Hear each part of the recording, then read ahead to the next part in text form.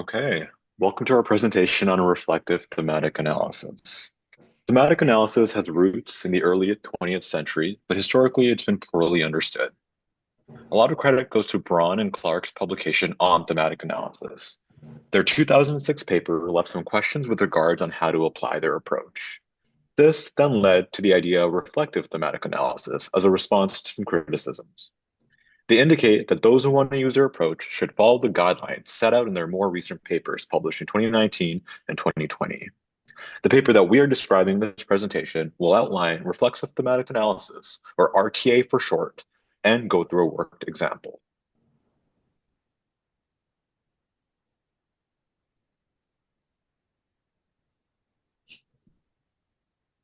So what is reflexive thematic analysis? RTA focuses on the researcher's active role in knowledge production. It highlights the researcher's interpretive analysis of the dataset, influenced by the researcher's theoretical assumptions and skills.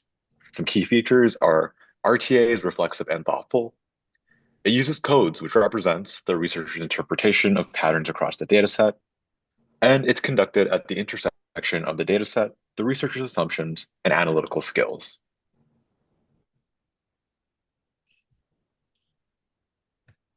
Let's quickly cover some key concepts that are fundamental to understanding RTA. We need to consider how we view data through different lenses. First, essentialism sees language as a direct reflection of reality, a very literal interpretation of what participants say. Constructionism, which RTA aligns with, views language as actively creating social realities and recognizes that context shapes experiences.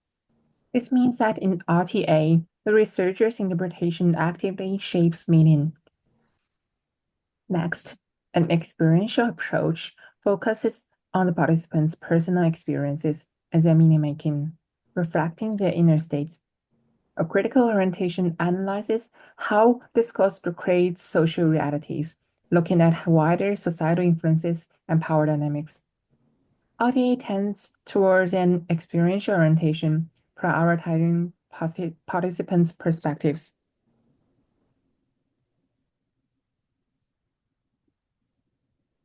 I will be presenting two primary approaches, inductive and deductive analysis. So in deductive analysis, codes are based on a pre-specified framework or hypothesis. This approach is theory-driven, meaning that the analysis is guided by an existing theories or conceptual models. It emphasizes researcher or theory-based meanings, focusing on specific theoretical aspects of the data.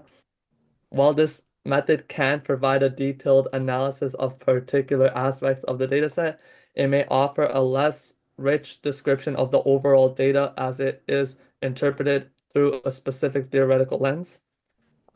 Inductive analysis involves deriving codes directly from the data without any pre-specified theories or frameworks. This approach is data-driven, focusing on the content of the data itself.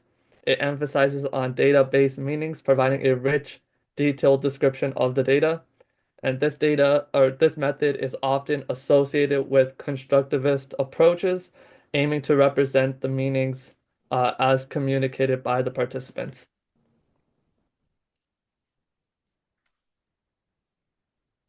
Semantic and latent coding are two distinct approaches used in Braun and Clark's reflexive thematic analysis to engage with qualitative data. Semantic coding focuses on the explicit surface-level meanings present in the dataset. The researcher codes exactly what participants say without going beyond their stated words. For example, if a participant says, "I find the well-being curriculum helpful," the semantic code might be positive perception of well-being curriculum. This approach is descriptive, summarizing the content of the data as expressed. In contrast, latent coding delves deeper, looking at the underlying assumptions, ideas, or ideologies that shape what participants are saying. Using the same example, latent coding might interpret the statement as perceived alignment between curriculum and personal teaching values, reflecting the researcher's analysis of the participants' deeper belief or motivations. The choice between semantic and latent coding depends on research questions and goals. While semantic coding is ideal for providing a straightforward description, latent coding is valuable when uncovering the hidden layers of meaning and social constructs within the data. Both approaches can complement each other, providing a richer, multidimensional understanding of the data.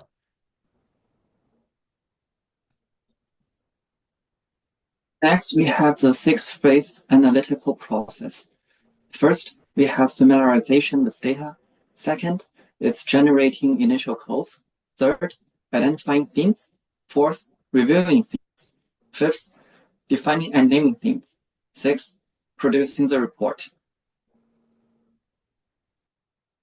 All right, so to begin the process of reflexive thematic analysis, we first look at the data through the familiarization phase.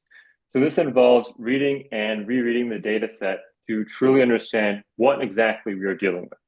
So for instance, in the reading we analyzed, the author reviewed interviews with educators.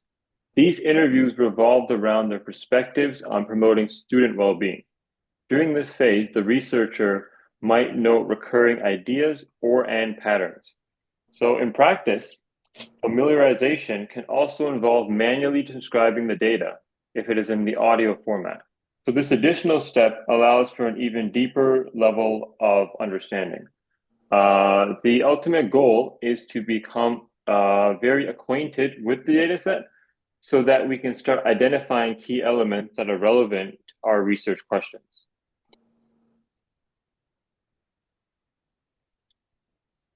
To the next slide. So in this slide, this is the phase 2, which is generating initial codes. So once familiarization, which is phase 1, is complete, generating the next codes is essentially labeling or tagging parts of the data that stand out as potentially meaningful. So it is a systematic process where we assign descriptive or interpretive labels to data segments. The key here is the balance, where we aim to reveal patterns without being overly broad or vague. For example, in the reading, codes such as lack of training or positive curriculum reception were derived from the educator's responses. As we generate these codes, it is important to track their evolution. This process is iterative, so codes might change, combine, or even be discarded as our understanding of the data deepens. This step helps us organize the raw data into a structure that will guide us towards identifying broader themes in the next phase.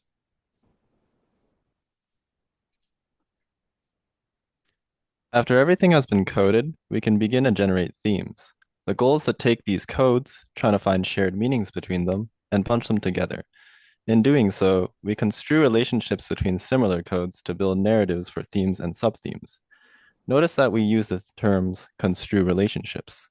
This is because these relationships between codes are not present in the dataset itself, but instead comes from the interpretation of the researcher. Another important thing to note is that the number of codes in a theme does not matter. A theme can have one or many codes. The point is to develop a clear picture of the dataset using themes that can be useful in your analysis. At the end of this step, we generate a thematic map of the dataset, like shown in figure 1 to the left. Now, once we have a map of potential themes, we want to review them to get only the most relevant themes. To do so, themes may be split, merged, or removed entirely.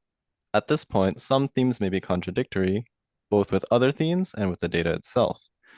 If you recall from the previous maps, there were two subthemes, time constraints and resource limitations.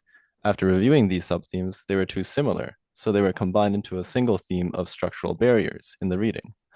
Reviewing these themes allows us to make the thematic map we generated in phase 3 more coherent and catered to our research questions.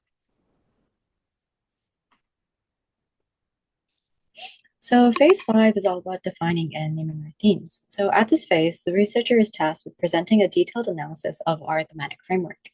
And what is the objective of this phase? Well, we want to create themes that, 1, offer a coherent and consistent account of our data set, and 2, we want to combine this with other themes to form a narrative that is informative in relationship to our research questions. So there are many ways we can approach this, but the two main ways to do this is 1, to conduct a deep analysis of data items and to choose well-informed extracts that support our themes. And 2, we need to be able to present our extracts in an informative manner. So we can do this either illustratively or we can do this analytically, which is to contextualize our interpretations to whatever pre-existing relevant literature that exists.